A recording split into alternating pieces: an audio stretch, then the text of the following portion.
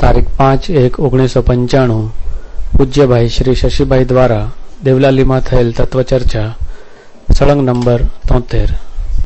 हमारे योगेंद्र आचार्य हुए जिसने योग सार लिखा है, परमात्मा प्रकाश भी लिखा है और योग सार भी लिखा है। तो योग सार में वो कहते हैं कि जो सिद्ध परमात्मा रूप अपना स्वरूप है, जैसा सिद्ध परमात्मा है बिल्कुल वैसा ही हमारा स्वरूप है। इससे किंचित मात्र भी कोई फर्क मानता है अपना स्वरूप में, ये विश्व में बड़ा से बड़ा पापी वो है। वाह वाह धन्यवाद। जगत में सबसे बड़ा पापी कौन? कि अपने सिद्ध पद का अनादर करने वाला। तो यहां जो ज्ञानी हुआ उन्होंने अपना स्वरूप का स्वीकार किया है, श्रद्धान में भी स्वीकार किया है और ज्ञान में भी स्वीकार किया है। तो अनुभव ज्ञान में होता है तो क्या अनुभव करता है कि मैं मेरे स्वरूप से तो राग के परिणाम रूप अंश जो जीव का माना जाता है, कहा जाता है, उसमें मेरा व्यापकपना मुझे अनुभव में नहीं आता है। मैं उसमें व्यापक होकर के इस परिणाम अंश को नहीं करता हूं। मेरे स्वरूप से मैं भिन्न रह करके वो भिन्न तत्व है, पुद्गल के परिणाम है, ऐसा मैं जानता हूं।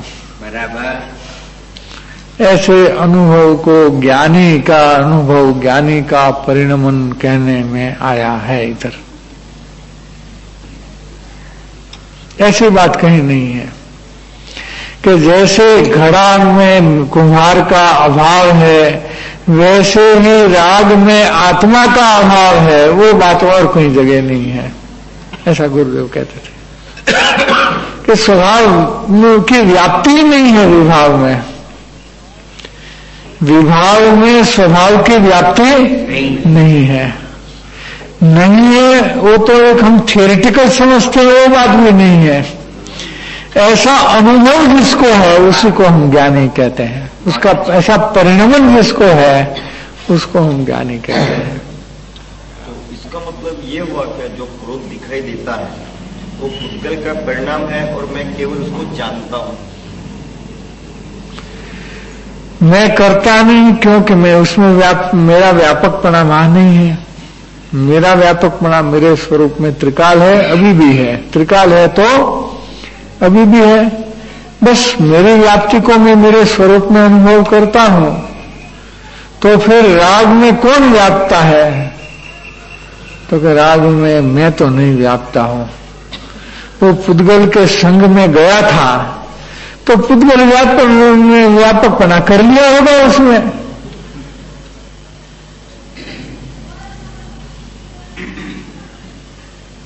ऐसे भिन्नत्व जो होता है, इस प्रकार से जो भिन्नत्व का परिणमन होता है उसमें बहुत पुरुषार्थ होता है। स्वरूप का एकत्व भाव का व्यापकपने का बहुत पुरुषार्थ होता है, वो कोई विकल्प नहीं है।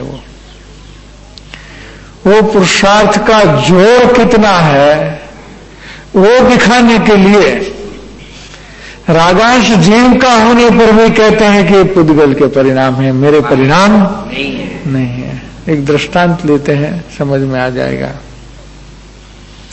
कि कोई खानदान परिवार है, उस खानदान परिवार में कोई लड़का अकार्य को करता है, जो खानदानी में करने योग्य कार्य को नहीं करता है, नहीं करने योग्य ऐसे कार्य करता है। तो इनके जो पिता है लड़का का, वो कहेगा कि हमारे परिवार में तो ये बात चल सकती नहीं है। लड़का बोलता है कि चल सकती हो, नहीं चल सकती हो, हमको तो नहीं चलेगा, हम तो जो करते हैं वो ही करेंगे। तो वो क्या कहेगा कि जब ऐसी ही बात है तो फिर तुम हमारा लड़का भी नहीं है। तो क्या उसके घर में वो पैदा नहीं हुआ था क्या? लड़का कहां पैदा हुआ था? क्या पड़ोसी के लड़के को कहने की जरूरत पड़ती है कि तुम हमारा लड़का नहीं है? वो जरूरत पड़ोसी के लड़के के लिए कहने की आवश्यकता कभी पैदा होती है कि तुम हमारा लड़का नहीं है, घर में से निकल जाओ तुम? जो अपना लड़का है उनको कहने की आवश्यकता पड़ती है कि तुम निकलो घर से, यहां से निकल जाओ, तुम हमारा लड़का नहीं है। धन्यवाद। यही पद्धति है इधर कि राग है उस स्वरूप से बिल्कुल विरुद्ध है, स्वभाव से बिल्कुल विरुद्ध है। तो राग पुद्गल के परिणाम है, वो घर से निकालने का न्याय है। बराबर। राग अपना दोष स्वीकार करने में भी उसको निकालने का न्याय है, और अपना नहीं है उसमें भी निकालने का न्याय है। प्रयोजन नहीं बदलता, भाषा बदलती है, शैली बदलती है, प्रयोजन बदलता नहीं है। इसलिए कथन में विरुद्धता नहीं है, अविरोध कथन है वो। बराबर। इस तरह से वो समझना चाहिए कि ज्ञानी का जोर कितना है, कि ज्ञानी का उतना जोर है कि वो अपने आप को अपने स्वरूप में ही व्यापक रूप अनुभव करते हैं, अपने स्वरूप के बाहर अपने स्वभाव की व्याप्ति को वो अनुभव करते नहीं है। और जो अनुभव करते हैं वो ज्ञानी नहीं होते, ऐसा कहने का अभिप्राय है। वो ज्ञानी नहीं होते हैं, क्योंकि स्वरूप तो स्वभाव तो अज्ञानी का भी पलट करके राग रूप नहीं हुआ है। सिर्फ अज्ञानी अपने स्वरूप को भूल करके राग रूप में हुआ हो ऐसा मिथ्या अनुभव करता है, इसलिए उसको अज्ञानी कहा। जो राग में तन्मय होकर के, राग में एकाकार होकर के राग रूप अपने आप को अनुभव करता है, उसको अज्ञानी कहते हैं। क्यों? क्योंकि ऐसा वस्तु का स्वरूप नहीं है, इसलिए तो उसको अज्ञानी कहने में आता। अगर ऐसा वस्तु का स्वरूप होता है तो उसको अज्ञानी कहना नहीं चाहिए, उसको ज्ञानी कहना चाहिए, अज्ञानी नहीं कहना चाहिए उसको। लेकिन ऐसा तो वस्तु का स्वरूप है ही नहीं, यह आचार्य महाराज यहां दर्शाते हैं। वही बात कहने का यहाँ जो मुद्दा है वो उसी प्रकार का मुद्दा है। अब देखें कि पुद्गल स्वतंत्र व्यापक होने से वो कर्म है, इसलिए पुद्गल द्वारा कर्ता होकर के कर्म रूप से करने में आने वाला जो समस्त कर्म और नो कर्म रूप पुद्गल परिणाम है, उसको जो आत्मा पुद्गल परिणाम और आत्मा को घट और कुम्हार के जैसे व्यापकता का अभाव के कारण से कर्ता कर्मपणा के असिद्धि होने से परमार्थ से कर्ता नहीं है, परंतु मात्र पुद्गल परिणाम का ज्ञान का कर्मपणे कार्य रूप से करता हुआ ऐसा अपना आत्मा को जानता है, वह आत्मा कर्म नो कर्म से अत्यंत भिन्न ज्ञान स्वरूप होता हुआ ज्ञानी है। कैसे ज्ञानी है? जो बात अपने सीधी लिया वही बात आचार्य महाराज ने अपनी भाषा में लिया है। जो सरल भाषा में बात ली वही बात है। फिर से कि पुद्गल द्वारा कर्ता होकर के कर्मपणे करने में आने वाले समस्त को कर्म नो कर्म रूप पुद्गल परिणाम, उसमें पुद्गल की व्यापकता है। मेरी आत्मा व्यापक नहीं है, इसलिए इसका मतलब क्या कि मेरी व्यापकता उसमें नहीं है। मेरी व्यापकता नहीं है ऐसा विकल्प विचार नहीं है, ऐसा अनुभव है। अनुभव की बात है इधर तो। अगर ऐसा अनुभव भीतर में जिसको होता है तो वो अवश्य ज्ञानी है, और ऐसा अनुभव नहीं होता है तो अवश्य वो अज्ञानी है। बराबर। तो स्वभाव की पकड़ कितनी होगी, अपने श्रद्धान ज्ञान में स्वभाव की पकड़ कितनी होगी, इसका अंदाज निकालना चाहिए।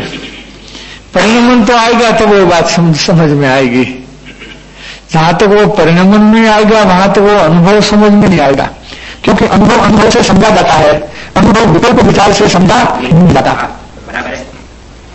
जैसे हमारे खाद्य पदार्थ है, ये गुड़ है, उसका कलर अच्छा होने से वो अच्छा माना जाए या चखने से अच्छा है ऐसा माना जाए? इसकी मिठास कैसे देख सकेंगे? कलर से देख सकेंगे?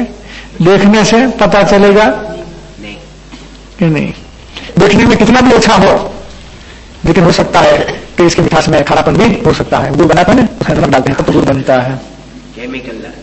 केमिकल भी डालते हैं, लेकिन खाराश तो पिछाड़ने में आती है उसके। तो जिसमें खाराश कम हो तो मिठास ज्यादा है, खाराश ज्यादा हो तो मिठास कम लगती है। अब वो देखने से वो पता चलेगा नहीं। ऐसे ये जो अनुभव की बातें हैं वो अनुभव से पता चलता है, मात्र विचार से, सुनने से, बोलने से, विकल्प करने से उसका पता नहीं चलता है। રાગમાં વ્યાપતા નથી તેનું દુઃખરૂપ વેદન પણ થાય। हाँ, वो जो दुखरूप वेदन होता है उसमें भी वो व्यापकपना का अभाव स्वभाव का तो है ही। जो अगर दुख में स्वभाव व्यापक हो जाता तो स्वभाव में सुख दुख हो जाता, लेकिन होता है क्या? किसी आत्मा का स्वभाव मिट करके दुख होता है क्या? तो ज्ञानी का भी नहीं होता। और ज्ञानी तो ऐसा अनुभव करते हैं, उसको ज्ञानी कहते हैं। यहां जो कहने का व्यू पॉइंट है वो पकड़ रहा है, वो थोड़ा सूक्ष्म है। सूक्ष्म इसलिए वो अनुभव का विषय है, इसलिए सूक्ष्म है, क्योंकि हरेक की दृष्टि वैसी सृष्टि होती है। तो हमारा जो परिणमन है उसी से हम नाप निकालेंगे ज्ञानी का। बराबर। हमारे परिणमन से ज्ञानी का नाप नहीं निकलता, क्योंकि हमारा परिणमन में हमारा अनुभव है वो विपरीत अनुभव है। हमारा अविपरीत अनुभव नहीं है, लेकिन विपरीत अनुभव है, इसलिए हमको वो बात शायद नहीं होती। वैसे तो हम कहेंगे वो अत्यंत दृष्टि प्रकाश में तो उपयोग बाहर जाता है, देवादिक प्रति, देवादिक में देव गुरु शास्त्र आदि प्रति उपयोग जाता है, धर्म का भी जाता है। तो उनको भट्ठी जैसा दुख लगना चाहिए। तो वो बात कहां से आई? वो भी ज्ञानी की बात है और अपने अनुभव से कह रहे हैं। तो वहां आत्म शांति की बराबरी में कंपेरेटिव टू कंपैरिजन किया है वहां, कि कितने आत्म शांति को अनुभव करते हैं जब उनको थोड़ी भी अशांति बहुत बड़ी लगती है। उतना ही व्यू पॉइंट है वहां। तो वो आत्म शांति का द्योतक वचनामृत है। ऐसे कहने वाले ने अवश्य अपनी आत्म शांति को अनुभव में लिया है, तब तो वो ऐसा कहते हैं। वरना तो देव गुरु शास्त्र के प्रति मंदकषाई के परिणाम में तो मानसिक शांति का अनुभव होता है। मानसिक शांति को भी भट्ठी जैसा दुख कहने वाले को आत्म शांति का परिचय हुआ है, अनुभव हुआ है, तब तो वो कह सकते हैं। तो वहां भी ज्ञानी को पिछाड़ने में कोई दूसरा व्यू पॉइंट है, यहां भी ज्ञानी को पिछाड़ने में कोई दूसरा व्यू पॉइंट है। बात अलग अलग है। निश्चय से आज तक किसी अज्ञानी ने दुख का वेदन किया है क्या? नहीं किया। ऐसे परिणामों में, मंदकषाय के परिणामों में भट्ठी जैसा दुख का वेदन अज्ञानी ने किया है क्या? कभी नहीं किया है। लेकिन कुतर्क भी लड़ाते हैं। तो ऐसे लड़ाते हैं कुतर्क कि फिर तो तीव्र कषाय हो गया, मंदकषाय भी मान नहीं रहा। इसलिए वो ज्ञानी नहीं हो सकता। क्या नहीं हो सकता, ऐसा मान लेते हैं, ऐसा तर्क आया था। गुरुदेव ने बोला, तो बहुत चर्चा का विषय बना ये वचनामृत एकदम चर्चा का विषय बना था। गुरुदेव ने बोला कि जो इस विषय को, जिसने आत्म शांति का अनुभव नहीं किया, जिसने आत्मा की शांति नहीं जानी, वो इस बात को नहीं समझेगा। जिसने आत्म शांति का अनुभव किया हो वही इस बात को समझ सकेगा। ऐसा करके बोले। तो कहने की शैली अलग अलग प्रकार की होती है और वहां ज्ञानी का ज्ञानीपना सिद्ध होता है दोनों जगह। कषाय की मंदता को भक्ति जैसा कहने में भी ज्ञानी का ज्ञानीपना सिद्ध होता है और राग के एक अंश में भी अपना व्यापकपना नहीं है, मैं सर्वथा भिन्न रहता हूं, यही अनुभव भी ज्ञानी का होता है। और तब ज्ञानी उस परिणाम को क्या बनाता है, को ज्ञान का ज्ञेय बना देता है। क्या वो ज्ञान का ज्ञेय बना देता है। एक अपेक्षा से वो ज्ञानी के अंशरूप परिणाम होने पर भी वो ज्ञान का सम्यक ज्ञान का ज्ञेय बन जाता है, भिन्न ज्ञेय बन जाता है। पर के खाते में वो खताते हैं, वो अपने खाते में खताते नहीं है। इसी का नाम ज्ञान धारा, इसी का नाम ज्ञाता धारा, ज्ञान धारा, ज्ञातृत्वपना, उसी को कहने में आता है। ये ज्ञानी की दशा, यहां से ज्ञानी पहचाना जाता है। जहां तक वो बात शब्द नहीं होती वहां तो ज्ञानी का स्वरूप समझ में नहीं आएगा, ज्ञानी पहचाना नहीं जाएगा। आचार्य महाराज को तो वो कहना है, अमृतचंद्र आचार्य महाराज जो टीका कर रहे हैं उनको तो वो कहना है कि ये गाथा तो ज्ञानी का स्वरूप दिखाने वाली है, इसलिए ज्ञानी कैसे पहचाना जाए वो प्रश्न उठाया खुद ने। कुंदकुंद आचार्य ने तो गाथा ही लिखी है, उन्होंने प्रश्न उत्तर कहीं नहीं लिखा, लेकिन टीकाकार आचार्य महाराज ने जो जो गाथा के विषय को समझे, अपने ज्ञान में जो बात आई, तो उसको अधिक स्पष्ट करने के लिए इसका प्रश्न उठा लिया पहले कि किस प्रकार का प्रश्न हो तो ये गाथा इसके उत्तर रूप में बराबर बैठती है। ऐसा करके विषय को और स्पष्ट किया है। तो इसलिए यहां कहा कि पुद्गल परिणाम को और आत्मा को घट और कुम्हार की, पुद्गल परिणाम और आत्मा वो सिद्धांत है, घट और कुम्हार दृष्टांत है, उसकी तरह व्यापक भाव का अभाव के कारण से पुद्गल परिणाम और आत्मा का व्यापक भाव का अभाव किस तरह से, घट और कुम्हार के भांति अभाव होने के कारण से, कर्ता कर्मपना की असिद्धि होने से, परमार्थ से वास्तविक रूप से कर्ता नहीं है। आत्मा वास्तविक रूप से रागादि का कर्ता नहीं है। निश्चय से आत्मा रागादि का कर्ता नहीं है। कर्ता है तो व्यवहार से है, किंतु निश्चय से नहीं है। वो जो बात आई ना कि परिणाम में तो कर्ता हुआ कि नहीं हुआ, उसका परिणाम अंश है कि नहीं है, तो वो व्यवहार से है। किससे है? व्यवहार। ये व्यवहार से है। व्यवहार से इसका मतलब क्या कि निश्चय से नहीं है, ये इसका मतलब है। व्यवहार तो आरोपित है। आरोपित, हाँ आरोपित है। स्वभाव पे, आत्मा पे आरोप किया गया कि आत्मा ने राग किया, ज्ञानी ने ऐसा राग किया, वो इसके पर आरोप है। क्या? इसके पर आरोप है। क्यों आरोप है? कि खुद ऐसा अनुभव नहीं करता, इसलिए खुद ऐसा अनुभव करता होकर के वो राग उन्होंने किया ही नहीं। अगर कर्ता होकर के किया होता तो व्यापकपना का अनुभव होता, लेकिन व्यापकपना का अनुभव तो वहां नहीं हुआ उनको। तो अनुभव क्या हुआ? कि अनुभव तो ये हुआ कि मैं तो मेरे स्वभाव की सीमा में हमेशा हमेशा रहता हूं, मेरी स्वभाव की सीमा को उल्लंघन करके मैं कभी बाहर नहीं निकला।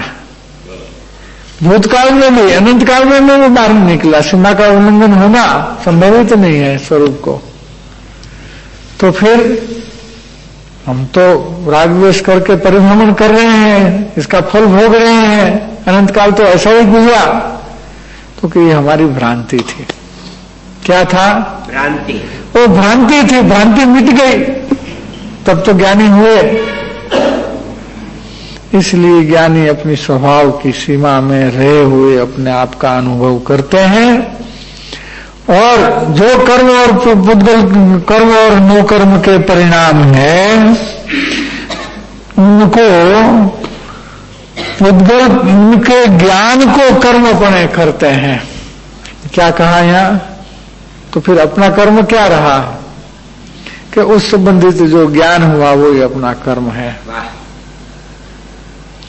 अब आपका ये प्रश्न आएगा अजित भाई जी कि पुद्गल कर्म का ज्ञान तो ज्ञान विशेष हुआ नहीं, तो यहाँ ज्ञान विशेष आविर्भूत हुआ कि नहीं हुआ?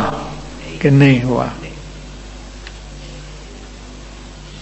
भिन्न रूप ज्ञाता रहे, वो ज्ञान सामान्य का आविर्भाव होते हैं तो भिन्न रूप ज्ञाता रहते हैं। और कर्म के परिणाम का भी ज्ञाता रहते हैं, मतलब क्या? भिन्न रूप ज्ञाता रहते हैं। हम हमारे दृष्टिकोण से ऐसे समझते हैं कि जैसे हमने इस किताब को जाना तो हम भिन्न नहीं रहे। जानने के काल में जब हम भिन्न नहीं रहे, ऐसे ज्ञानी ने भी जाना तो वो भी भिन्न नहीं रहे, ऐसे हम जान लेते हैं, मान लेते हैं।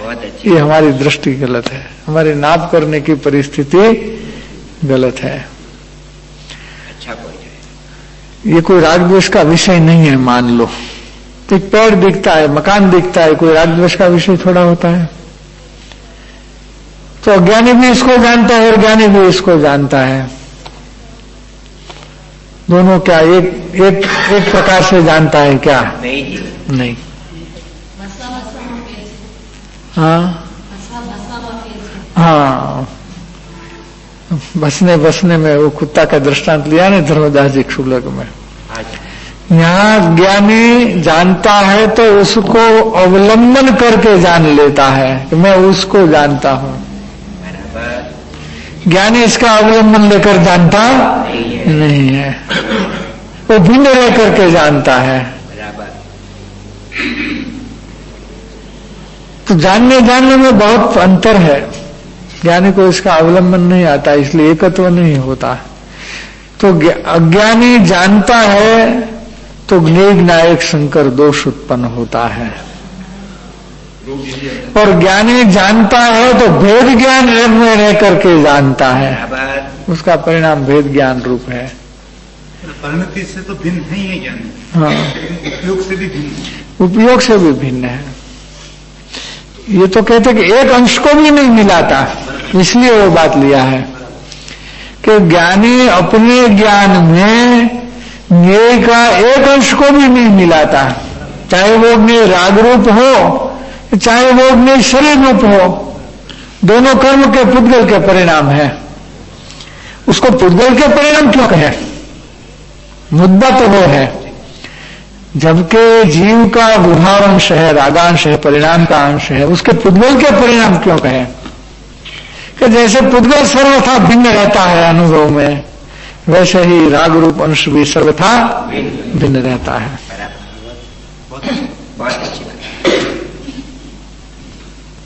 ऐसा परिणमन है, वो एक अलौकिक परिणमन है। इसलिए ज्ञानी भी ज्ञानी को बंधन करते हैं। शांत दशा तिनकी पहचानी, करे कर जोड़ी बनारसी बंधन। ज्ञानी भी इसको बंधन करते हैं। ज्ञान दशा को ज्ञानी भी गोपाल देव ने कहा कि नहीं, ते ज्ञानी ना शरण मां हो मंदन अगणित। क्या ज्ञानी ना ते ज्ञानी मां कौन? कि जे ज्ञानी एवा होय ते के ते जे मैंने जे बटले कौन? कि देह छता जैनी दशा वर्ते देहातीत। देह पुद्गल का है, जिसकी दशा देह से अतीत है, भिन्न है, पार है, ऐसे जिसका अनुभव वर्तता है, ऐसा कोई भी ज्ञानी हो, हमारा अगणित वंदन है उसको। ऐसी ज्ञान दशा को हमारा अगणित वंदन है। तो ज्ञानी ने वंदन किया कि नहीं किया? हो वंदन अगणित। वो एक ऐसी बहुत अलौकिक दशा होती है, जो दशा की पहचान आती है तो मस्तक नत हुए बिना रहता नहीं। ऐसा हो ही जाता है। ओहो, ऐसी बात है, अंतर में ऐसी बात है कि अपना राग भी ज्ञेय हो गया, परज्ञेय हो गया, पुद्गल के परिणाम हो गया। कितनी जबरदस्त पकड़ होगी। वरना तो संसार के उदय के प्रसंग ऐसे होते हैं कि जिसमें ज्ञानी को भी धड़ पे मस्तक रखना मुश्किल हो जाए, ऐसे प्रसंग बनते हैं। कृपालु लिखते हैं ना कि इन दिनों में हमारी परिस्थिति ऐसी है कि धड़ पे मस्तक रखना कठिन हो जाए। ऐसे मस्तक को धड़ पर ही रहता है लेकिन नहीं रख सके, ऐसी बात हो जाती है। धड़ मैंने बाकी का शरीर, यहाँ से नीचे का शरीर को धड़ कहते हैं, ऊपर को मस्तक कहते हैं। तो ऐसे संसार के उदय ऐसे बहुत उत्पटांग विचित्र होते हैं कि एक दफे ज्ञानी को भी अंदर से हिल जाए, ऐसी परिस्थिति होती है। जब नहीं हिलता है तो ज्ञानी को वंदन करते हैं कि वाह, ऐसे प्रसंग में भी ज्ञानी भिन्न रहते हैं, परज्ञेय की तरह जानते हैं। अपने राग को, अपने द्वेष को, अपने दुख को, अपने सुख को परज्ञेय की तरह जान देते हैं। क्या भिन्नता है, क्या भिन्न रूप अनुभव है, कितनी अपने स्वभाव के अंदर में श्रद्धा ज्ञान में पकड़ है और कितना जोर है, कितना पुरुषार्थ है।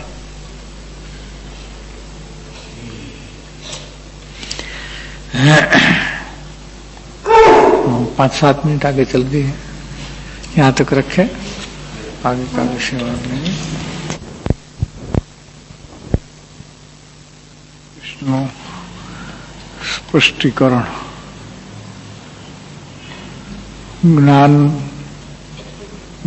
ज्ञान का जो पर्याय है, वो पर्याय में ज्ञपणा है, ज्ञपणा है,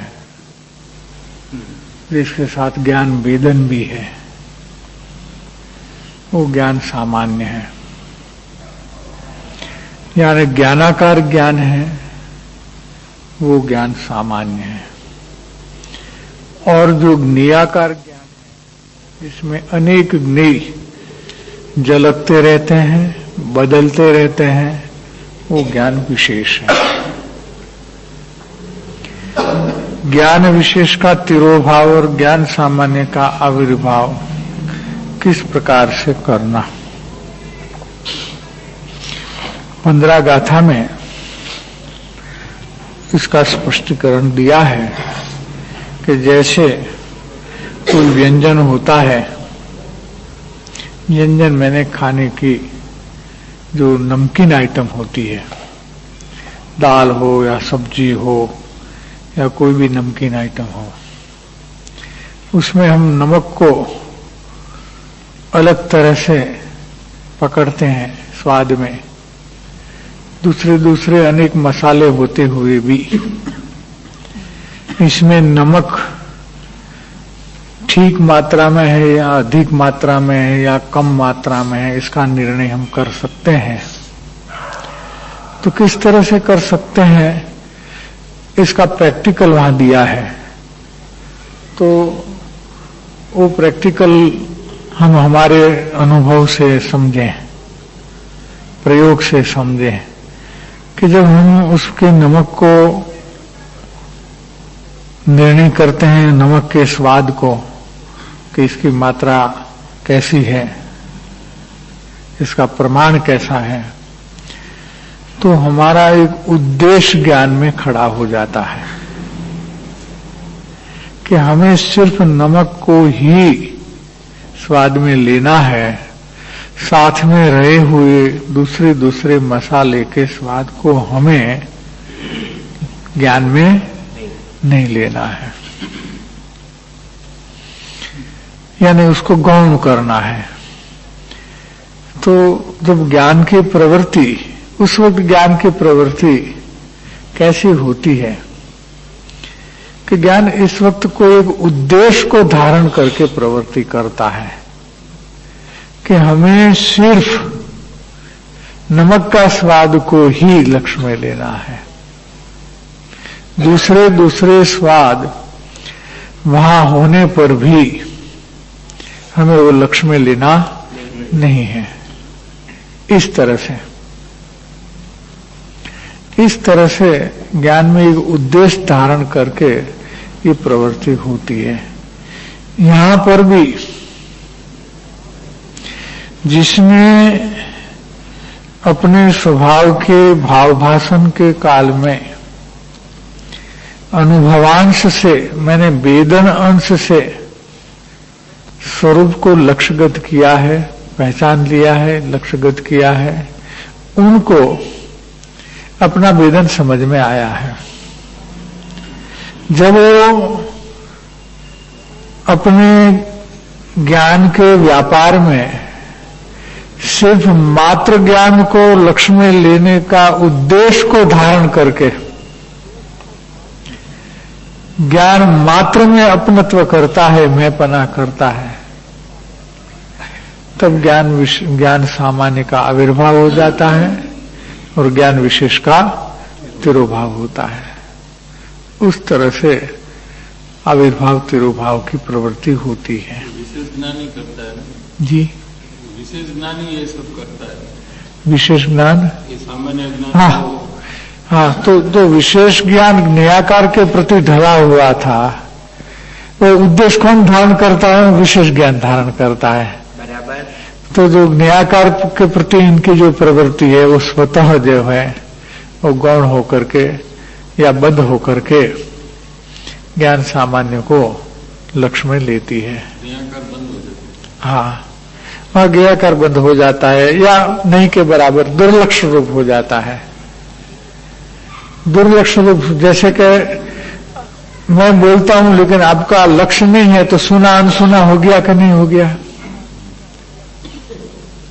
इस तरह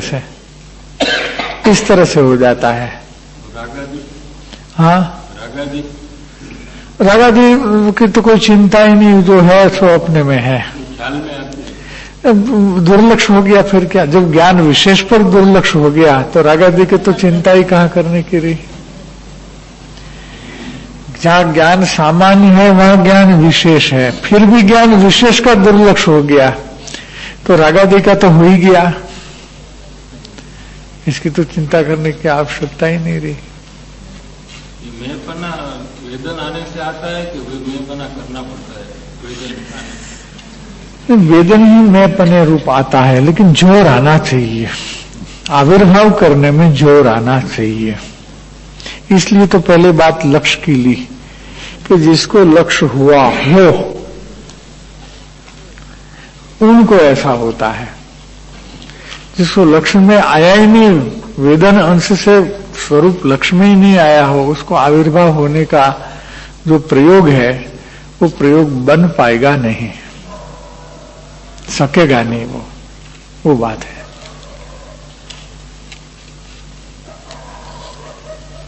तिरोभूत कहो या लब्धि रूप कहो, एक ही अर्थ है। हाँ, तिरोभूत हो जाता है विशेष व्याकार ज्ञान, इसका अर्थ लब्धि रूप हो जाता है। अब उसका लक्ष्य ही नहीं तो फिर हम लब्धि रूप करके क्या करना चाहते हैं? उसको लक्ष्य में लेना रखना चाहते हैं क्या? अब तो जो प्रयोग जिस ढंग से होता है उस ढंग को हम प्रयोग में ले लें, बाकी के विकल्प में हम क्यों जाएं? बाकी के विकल्प में जाने से क्या फायदा है? कोई फायदा तो नहीं। ये जो हो रहा है प्रवृत्ति तो उपयोग में हो रही है सब प्रकार की।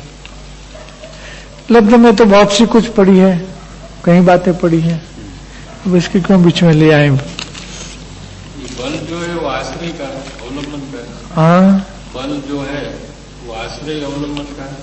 कौन? सामान्य ज्ञान में जो बल प्रकट होता है वो आश्रय से होता है। बंद प्रकरण बल बल बल बल बल, हाँ वो आश्रय में, बल है।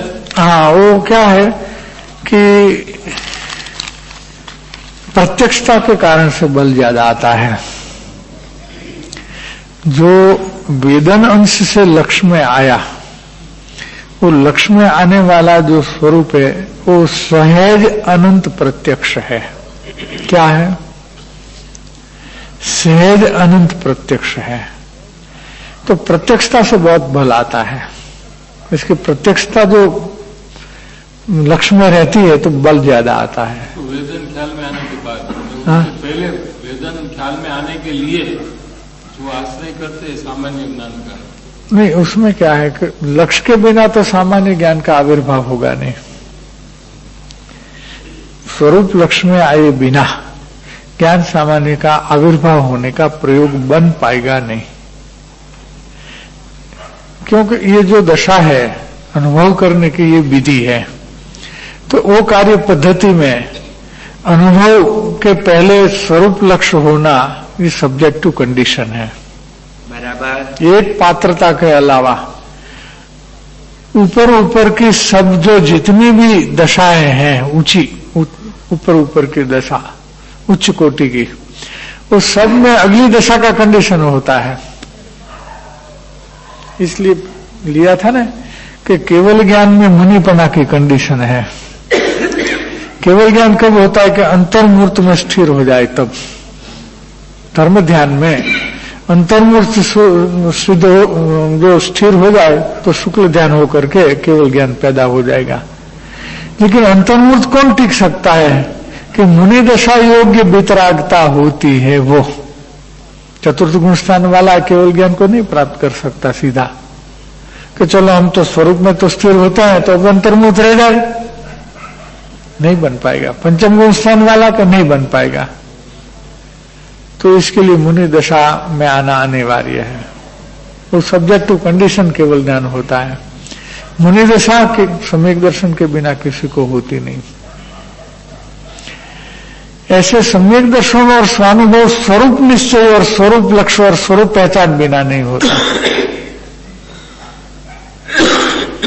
ये इसकी कंडीशन है, क्योंकि वेदन अंश से वो लक्ष्य में आया, तो वो लक्ष्य में आया वो चीज सहज अनंत प्रत्यक्ष है। जब चीज सामने आती है तो रस का आविर्भाव होता है। जैसे हमको पंचेंद्रिय के विषय में क्या होता है कि जो विषय हमको सुहाता है वो जब सामने आता है तो रस बढ़ता है, प्रत्यक्ष होता है। तो दूर रहता है तो उसका रस उतना नहीं होता है। तो ऐसा ये जो है वो सहज प्रत्यक्ष है, वो बल को उठाता है, वो बल को पैदा कर देता है थोड़ा प्रैक्टिकल साइड का विषय है। अरे मैं इतना प्रत्यक्ष हूं, मेरा सिद्ध स्वरूप बिल्कुल प्रत्यक्ष है, अनंत प्रत्यक्ष है, जोर आएगा। दरिद्र को घर में गाड़ी हुई संपत्ति देख करके जोर आता है कि नहीं आता है कि मैं दरिद्री नहीं, मैं पैसा वाला हूं? कहां से आया जोर? देखा इसलिए आया, संपत्ति को देखा इसलिए आया। ऐसे स्वरूप संपत्ति को प्रत्यक्ष तौर से जो देखता है तो उसमें ताकत आती है परिणमन में सहज। ये जो पीछे बैनर लगा हुआ है, हाँ, वस्तु तो प्रत्यक्ष मौजूद है। हाँ, पीछे बैनर लगा हुआ है, हाँ, वस्तु तो प्रत्यक्ष मौजूद है, हाँ, बस इसी में पसर कर बैठ जाना, विराजमान हो जाना। हाँ, ठीक है। तो ये स्वरूप लक्ष्य के बाद की बात है। हाँ, ये स्वरूप के लक्ष्य के बाद हाँ, की वो बात तो अनुभव की बात है, वो तो अपना अनुभव लिखा है। सुगानी जी ने तो अपना अनुभव लिखा है, सुगानी जी का वचन है ये कि वस्तु तो प्रत्यक्ष मौजूद है, मेरी वस्तु तो मेरी प्रत्यक्ष है, बस हमको वहां जमे रहना है। तो वस्तु प्रत्यक्ष है तो उसका विकल्प क्या करना, विचार क्या करना है। जो परोक्ष चीज होती है इसका विकल्प विचार आ सकता है। जब वस्तु प्रत्यक्ष है तो उसका कोई द्रव्यगुण पर्याय उत्पाद वही ध्रुव गुण गुणी भेद का विचार नहीं करना पड़ता। नो आराधन समय, आराधना के समय पे कोई विकल्प नहीं होता। क्यों कि वस्तु प्रत्यक्ष है। पचको अनुभव जम्मा, जहां प्रत्यक्ष आत्मा है तो आराधन समय में तो आत्मा प्रत्यक्ष होता है, विकल्प क्यों? फिर आप मेरे सामने बैठे हो, आपका विकल्प क्यों करना है? आप नहीं हो तो आपका विकल्प आता है, स्मरण आता है। सामने बैठे वाला का स्मरण और विकल्प का सवाल नहीं पैदा होता। बस उतनी प्रैक्टिकल बात है वो। उसके लिए क्या कंडीशन? उसके लिए कोई कंडीशन नहीं प्रत्यक्ष होने के लिए। आगे आगे जो कंडीशन आई केवल ज्ञान के लिए ये कंडीशन। हाँ, इसके लिए स्वरूप, जो स्वरूप लक्ष्य है उसको अनुभव आएगा। ज्ञान का सामान्य का आविर्भाव हो करके स्वरूप लक्ष्य, उसको स्वरूप लक्ष्य का कंडीशन है। फिर आप कहेंगे कि स्वरूप लक्ष्य वाले को वही कंडीशन है कि नहीं है, कि उसको भी है। हाँ, उसको सत्पुरुष की पहचान होनी चाहिए। तो उसकी कोई कंडीशन है? પ્રયોગાત્મક શું છે? પહેલા ને બીજાની વચ્ચે, हाँ, પહેલા સંગીત ને બીજા સંગીતની વચ્ચે हाँ। પ્રયોગાત્મક भूमिका શું છે? ठीक बात है। उसकी प्रयोगात्मक भूमिका वो है कि जो आत्मकल्याण के लिए जो थियोरिटिकल समझ उसको जो भी समझ में आती है, शास्त्र वांचन से या स्वाध्याय से या श्रवण से या चर्चा से, उनको वो अपने परिणमन में लागू करने का प्रयास करता है। ये इसका प्रयोग है। To apply the theory in practice, it is called practical. ये इसका प्रैक्टिकल प्रयोग है। हाँ,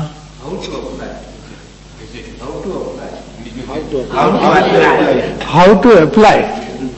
अच्छा, देखिए कि हमने ये सुना कि राग तो दुख रूप है, तो क्या वो हमारा जो थियोरिटिकल नॉलेज है कि राग दुख रूप है, वो दृष्टांत लेते हैं, तो क्या हम प्रयोग करते हैं? जब राग हमारे अनुभव में आता है तो उसमें दुख है कि नहीं है, उसको हम देखते हैं क्या?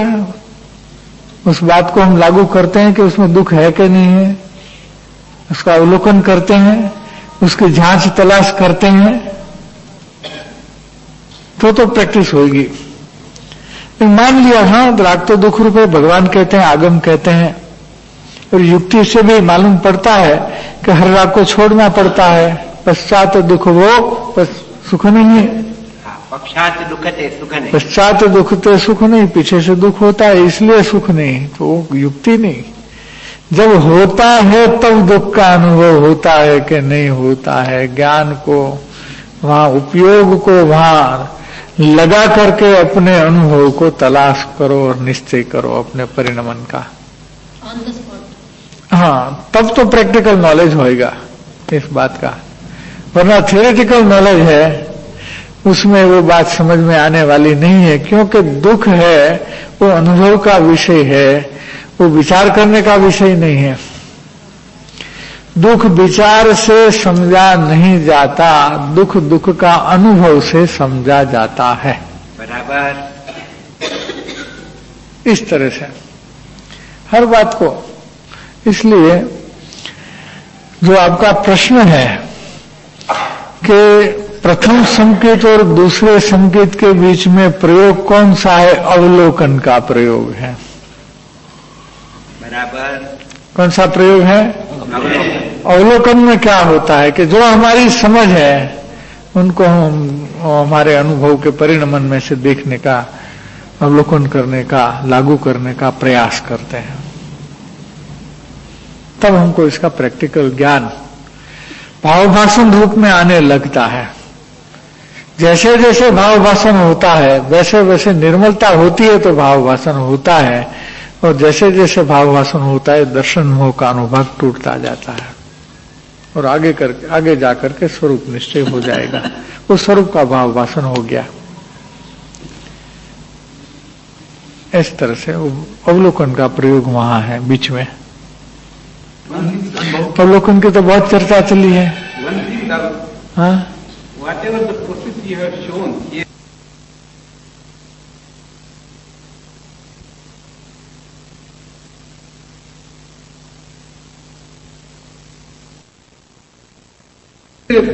your part and parcel of your daily program. हाँ, That will be it should be the part and parcel of our life, not daily program. Correct. Of our life. maybe. ठीक, हाँ, नॉट ओनली डेली प्रोग्राम, क्योंकि daily programme तो सीमित होता है, ये तो कंटिन्यू रहना चाहिए। It should be continue. इसलिए not the part and parcel of the life of the programme, part and parcel of the life. नहीं, हमारे संसारी लोगों के जितने भी सवेरे से लेकर शाम तक हम सोने जाते हैं जो प्रोग्राम है उसमें इसको कहाँ फिट करें? हर जगह फिट करो, खाते खाते भी फिट करो। जैसे कि हम खाना खा रहे हैं, खाना खा रहे हैं ना, तो खाना खा रहे हैं तो हमको स्वाद लगता है या स्वाद जानने में आता है? स्वाद तो जानने की चीज है, लगने की चीज है ही नहीं, क्योंकि लगने में तो ज्ञान में आना पड़े उसको, तो ज्ञान में तो प्रवेश है नहीं। खाने के परमाणु की जो स्वाद की पर्याय है उसका ज्ञान में तो प्रवेश नहीं है, फिर लगेगी कहां से? वो तो एक जानने का विषय रह गया। लेकिन जब हमने सुना कि ये जानने का विषय है, लगने का विषय नहीं है, तो हमारे परिणमन में हम देखें, अवलोकन करें तो लगता है या जानने में आता है? क्या होता है? लगता है तो हमारी गलती है, अध्यास है, भ्रम है, और जानने में आता है तो वो सही है। अब बोले कि खाना नहीं खाते, अभी तो बैठे हैं, अभी क्या करें? आप तो ये भी पूछ सकते हो कि अभी ठंड है, वो लगती है, जानने में आती है? आपको भी बहन क्या है? क्योंकि लगती है। हम कहते कि आपको लगती नहीं है, जानने में आती है। आप थोड़ा ऑब्जर्व करिए, यू गेट इट ऑब्जर्व, और इतना ऑब्जर्वेशन करिए, इतना माइन्यूट ऑब्जर्वेशन करिए कि आपको पता चल जाएगा कि ये लगती नहीं है, जानने में आती है। लगती है हमारा भ्रम है। तो आप निरंतर सिर्फ प्रोग्राम में through out the life continue आप ये प्रयोग कर सकते हो, और करना भी चाहिए। आपने 10-12 दिन तक जो ये रचा हमको किया है, तो उसमें से जो पाया, तो यहाँ से जाने के बाद ऐसा कुछ ठोस हमारे लिए प्रोग्राम चाहिए। हाँ, वो आप क्या पढ़ना चाहिए, कैसा ये नहीं, ताकि हम अगले शिविर में दौड़ के पढ़े आके अपने अनुभव। ऐसा है, ये मेरा उद्देश्य है। आपको अपना होमवर्क लेके जाना चाहिए और होमवर्क करके फिर आना चाहिए। अगले शिविर की भी देर लगाने की जरूरत नहीं है, क्योंकि वो कोई निश्चय नहीं है कि हम शिविर लगाएंगे या नहीं लगाएंगे। हम तो नहीं भी लगाएंगे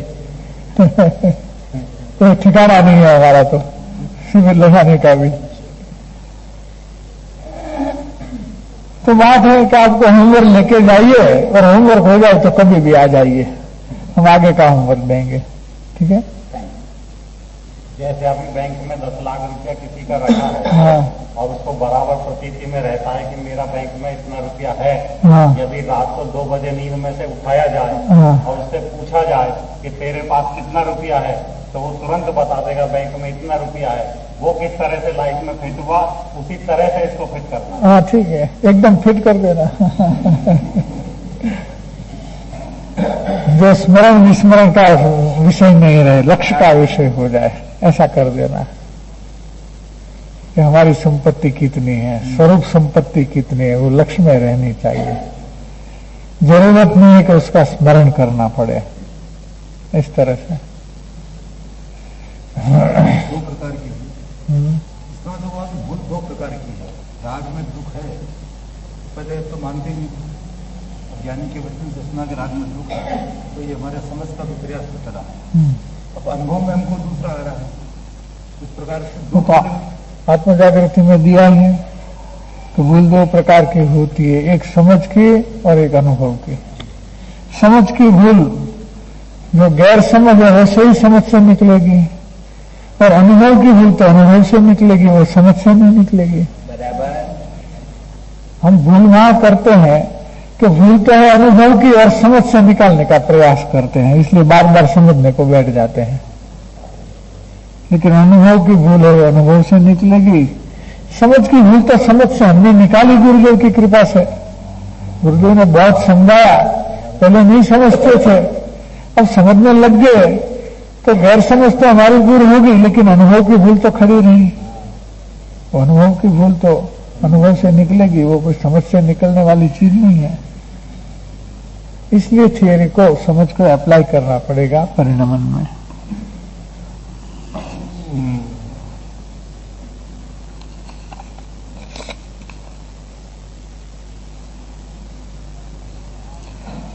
हमें आत्मस्वरूप का अनुभव नहीं है, पर वो मन बुद्धि विचार से तो जाना नहीं जा सकता। जब प्रथम बार योग्यतावान मुमुक्षु को आत्मानुभव हुए तो किस आधार से समझे कि यही मेरा आत्मस्वरूप है। यदि भ्रांति को ही आत्मस्वरूप समझे तो इसका उपाय क्या है, कृपया स्पष्ट करें। अच्छा, आपको मुंह में चीनी डाल दिया, हाँ, रखा मुंह में पेपरमेंट, चीनी, गुड़, कुछ भी मीठी चीज, और फिर आप ये पूछेंगे कि हमको कैसा स्वाद आता है, समझाइए। हाँ, ऐसा आत्मानुभव है, वो तो अपना ज्ञान में ज्ञान वेदन के साथ आनंद का वेदन आता है, शांति का वेदन आता है, और उसमें उसके पहले वेद ज्ञान के प्रोसेस में राग का निषेध होता है, राग साथ में नहीं आता है, तो पता चल जाता है।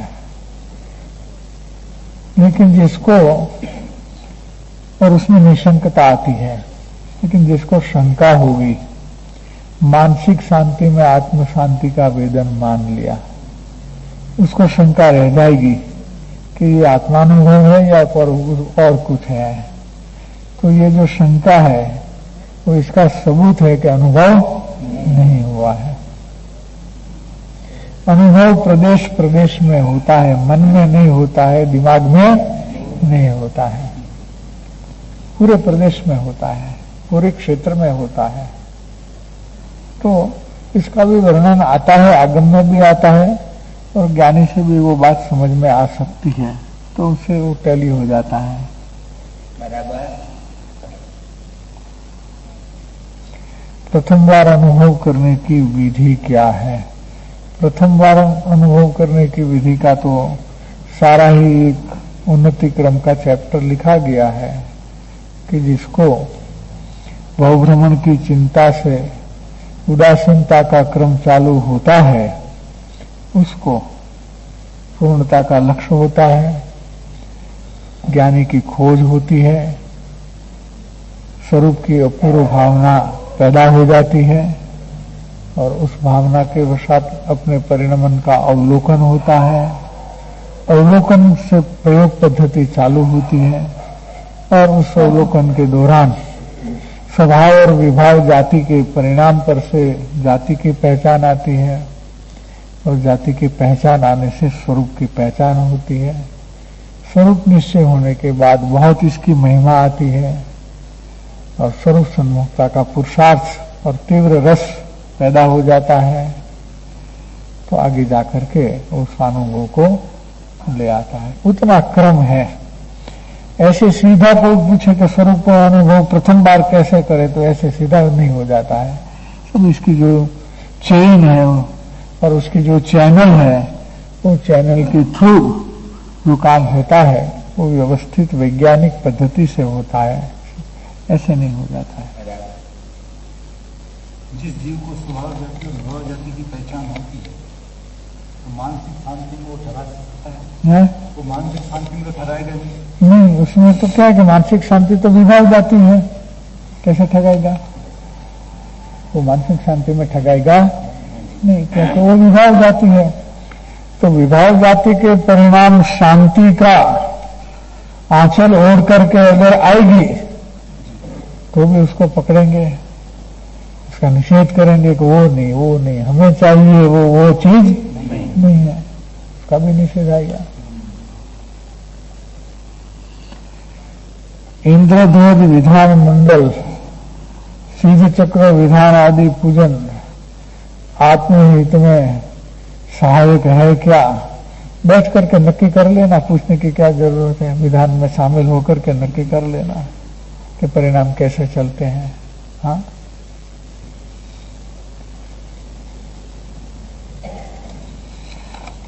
ये सब चला है, अभी हमको इसकी टिप्पणी में नहीं जाना है, अपने आप को अनुभव करके फाइनल कर लेना। हाँ, आजकल तो चलता है, सब हो ही रहा है।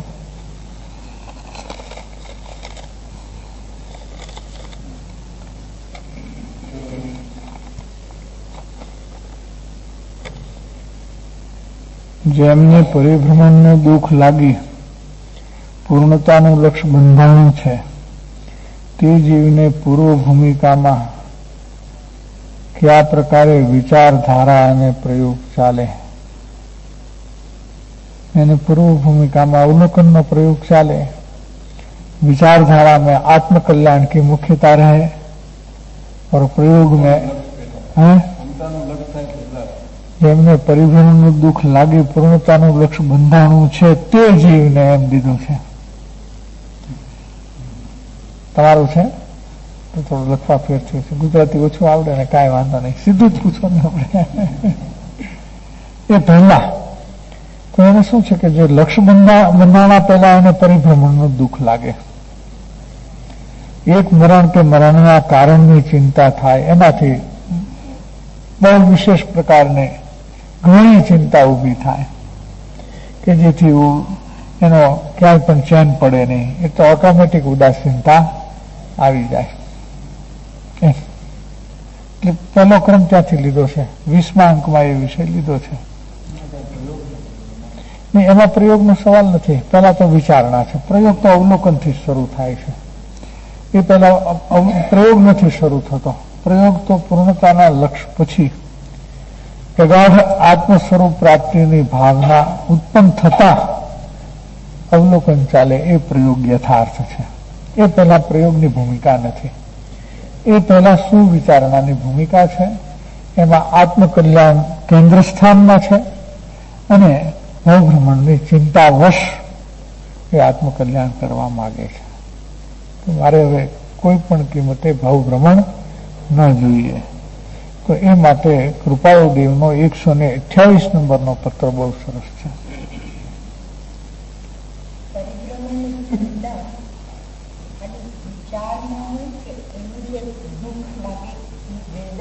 वेदन में हो, चिंता तो वेदन स्वरूप है, विचार स्वरूप नहीं, वेदन स्वरूप है।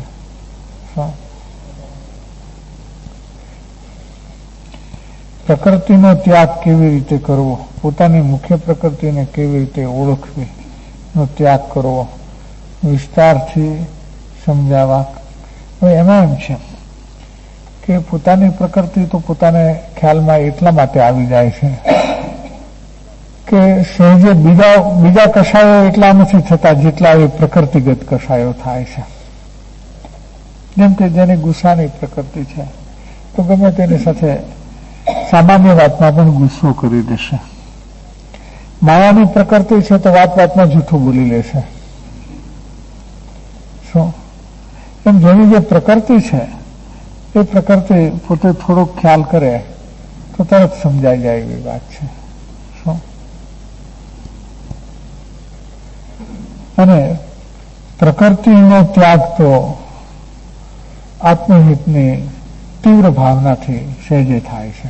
જેને આત્મકલ્યાણ કરવું છે, ભવભ્રમણનો અભાવ કરવો છે, એની તીવ્ર ભાવના આવે તો પ્રકૃતિ મોડી પડે. ત્યાગ સિદ્ધ નથી થતો પણ મોડી પડે.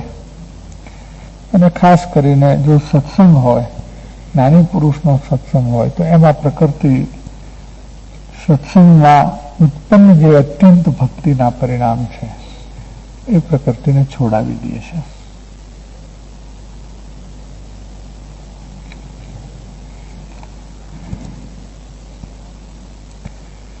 પહેલા ભવ ભ્રમણની ચિંતા લાગવી જોઈએ, પણ જે ભાવ જીવે કર્યો તે તો વિસ્મૃત થઈ જાય છે.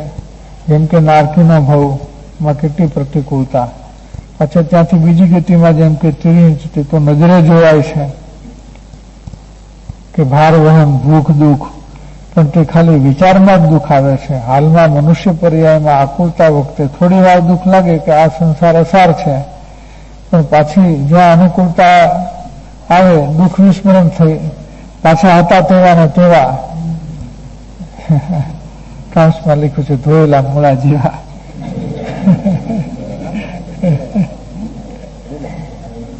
વૈસે કે વૈસે આવી સ્થિતિમાં ભવભ્રમણનું દુઃખ કેવી રીતે લાગે? ભવભ્રમણનું દુઃખ કેવી રીતે લાગે? તો એક મોટો રોગ થાય ત્યારે એની ચિંતા કેવી રીતે થાય એ શીખડાવવું પડે છે. वो सिखाना पड़ता है. જેનો પ્રશ્ન છે એ જો વેપારી હોય, માનો કે તો આપણો વેપાર બંધ થઈ જશે તો એની ચિંતા કરવી પડે, દુકાન ભાંગી પડશે તો, દિવાળીઓ નીકળશે તો, હા એની ચિંતા સિવાય પહેલા કેવી થાય છે? છાતીમાં ભીંસ આવે કે ના આવે? હે કેટલો ચિંતામાં આવી જાય, બધું ભૂલી જાય. તો જો આ ભાવમાં મિથ્યાત્વ સહિત આયુષ્ય પૂરું કરશો તો ફરીને મનુષ્ય ભાવ મળવો બહુ દુર્લભ છે. અને અનંતા ભાવે વારો આવશે તો કેટલા દુઃખ વેઠવા પડશે. એક થોડી પીડા પણ સહન કરવી નથી, સહન કરવી ગમતી નથી. તો પાર નથી પીડાનો ને દુઃખનો. ગંભીરતાથી વિચાર કરવો જોઈએ. એવા ને એવા ફરીને થઈ જઈએ છે એનું કારણ એ છે કે જે વિષયની ગંભીરતા છે એ વિષયની ગંભીરતા પૂર્વક એનો સ્વાધ્યાય કે શ્રવણ કે ચિંતન કે થતું નથી. લાઇટલી એને લઈ લેવામાં આવે છે, હળવું કરીને. જેની ઘણી કિંમત છે એને સાવ હળવું કરી દેવામાં આવે છે. એને લઈને એનું વજન રહેતું નથી, એમાં રસ આવતો નથી, અને બીજો રસ ઘણો પીડ્યો છે. જયારે આવું થઈ જાય છે એનો અર્થ એ છે કે વર્તમાન પરિસ્થિતિમાં જે કાંઈ સુખ દુઃખના પ્રોબ્લેમ નાના મોટા ઉભા થાય છે ત્યાં આખે આખો ટીંગાઈ ગયો છે અને ઘણો રસ લે છે. ત્યાં એને સાવધાન થવાની જરૂર છે કે આમાં નુકસાન છે, આમાં ભાવ ભ્રમણ વધારી રહ્યા છીએ, અને આમાંથી જાગૃત થઈને અને ગૌણ કરી છૂટકો છે. જેની મુખ્યતા છે એને ગૌણ કરી છૂટકો છે. આપણે જોઈએ છીએ અનંત સુખ ને અનંત શાંતિ. સાવ મફતમાં જોઈએ છે તે કઈ કિંમત ચૂકવવી છે.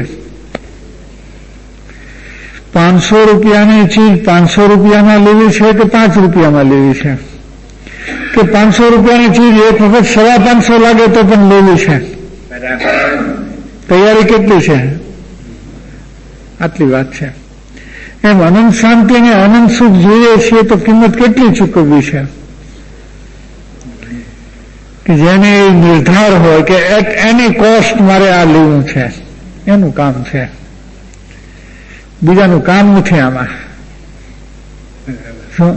બીજાનું કામ નથી આમાં. કોઈકની કિંમત ચૂકવવી પડે તો હું ચૂકવવા તૈયાર છું.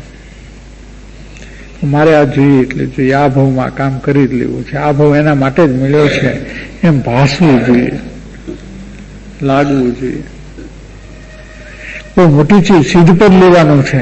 કેટલી કિંમત આપવી છે સિદ્ધપદની? કે આખા સંસારને સ્વાહા કરવાની તૈયારી છે.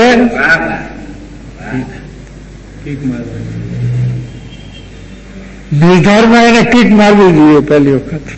જે થવું હશે એ થશે, એકવાર આ કરી લેવું છે, પછી બીજું કરવું હશે એ કરશું, અત્યારે આ કરી લેવું છે, એમ જોર ન આવે તો શરૂઆત જ ન થાય. શરૂઆત કરવાની આ શરત છે, એ શરત છે કે આખા સંસારને કીક મારવી પડશે. પરિણામમાં, અભિપ્રાયમાં, બહારમાં તમારે ક્યાંય ફેરફાર કરવાની જરૂર નથી. બહારમાં કોઈ ચીજને અડવાની જરૂર નથી. ત્યાગની ભૂમિકા નથી. આ મુમુક્ષુતા એ ત્યાગની ભૂમિકા નથી. એ 5મા ગુણસ્થાનથી શરૂ થાય.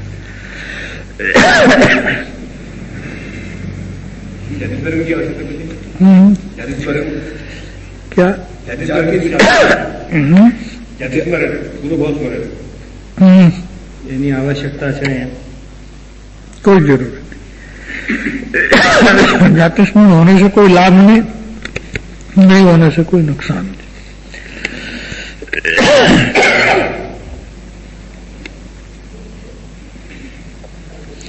મને માનનું બહુ જ રહે છે, તો માનને પ્રકૃતિ કહી શકાય? હા. તો તેને કેવી રીતે અર્પણ કરવી? માન નમ્રતાથી જાય, મારામાં કાંઈ જ નથી, મારું કોઈ ઠેકાણું નથી, મારી યોગ્યતા કોઈ નથી, મારી કોઈ લાયકાત નથી, મારું કાંઈ ઠેકાણું નથી, એવું સમજાય તો માન જાય. નહીતર અહંભાવ આવ્યા વિના હરે નહીં.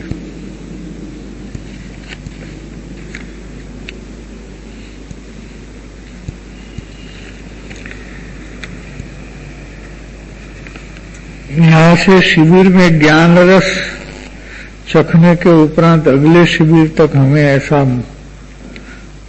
मजबूत प्रोग्राम देने की कृपा करें ताकि उसे पुष्ट करके हमारे अनुभव की वृद्धि होकर भविष्य में प्रवचन आज हेतु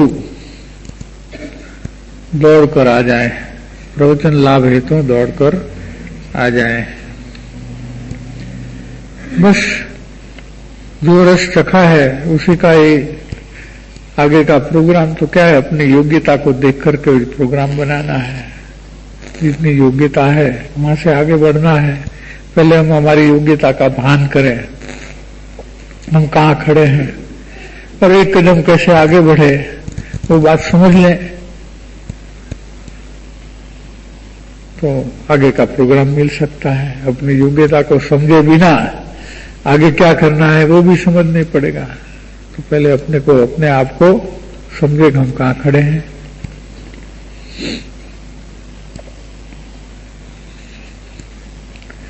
कृपालु देव ने जो संसार समागम में विभाग करे हैं कृपया स्पष्ट कीजिए. कौन से पृष्ठ पर है? वो बेबी का प्रश्न है ना, हरीश जी का बेबी कहाँ है? कहाँ है?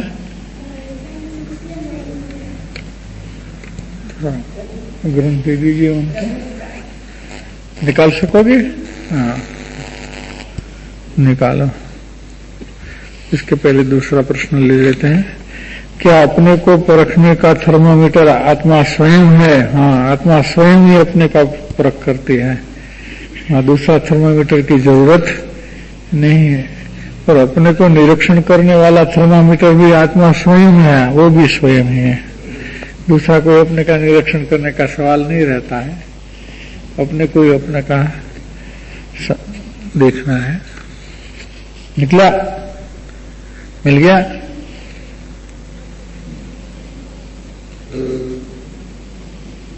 मानमा नम्रता, क्षमा, मानमा नम्रता, हाँ, क्रोधमा क्षमा. हाँ, क्रोधमा क्षमा.